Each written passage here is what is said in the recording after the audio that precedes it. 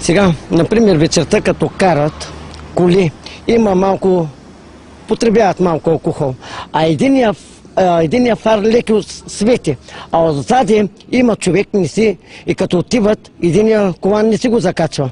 Има слага и други хора от махвата, а другите фарови, които са до гумените играчки, не светят.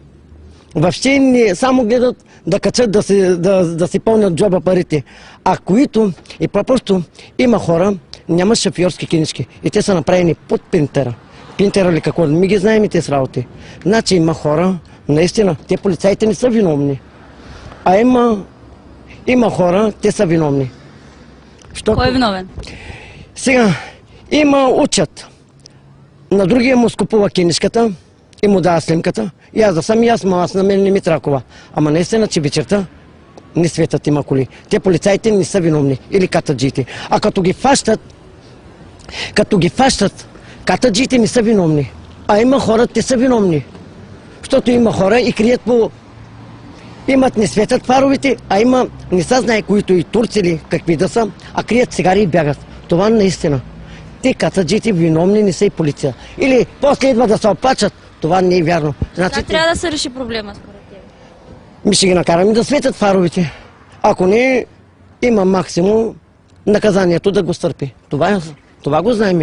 В София за кота не го правят. София или Димитровград или в Севлинград. Навсякъде светят по магистралите.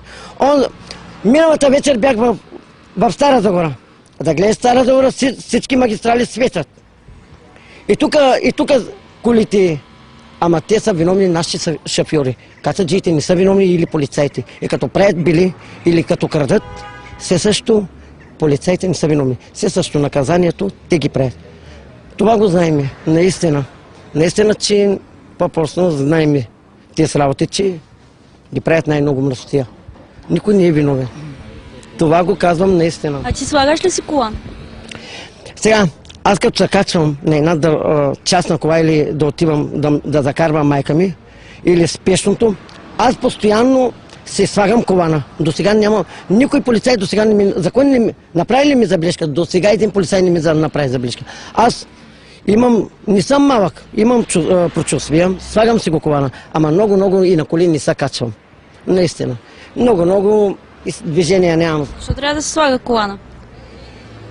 Колана, той трябва да се слага, той като има, например, катаджия, той винаги като гледа от 10 метра, от 3 метра, той трябва да използва колана, а не да ми подминава директно.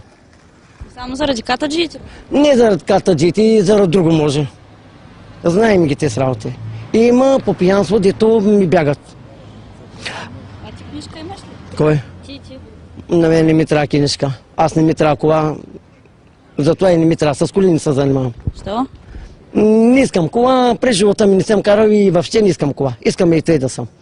Да помагам на държавата, да си гледам работата. Нито съм лошо момче, нито нищо. Наистина, когато го казвам го. До сега от никой лошо колко години става не съм видял. Това ти го казвам наистина. Което го казвам наистина. Да. Женен? Имах приятелка, ходех с нея, ама не е като тези букуци да се разкарвам.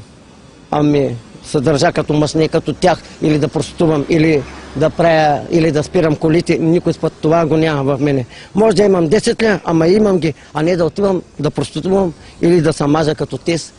Долни киреши, гледай го, един като гей. Същото не мязат на човек.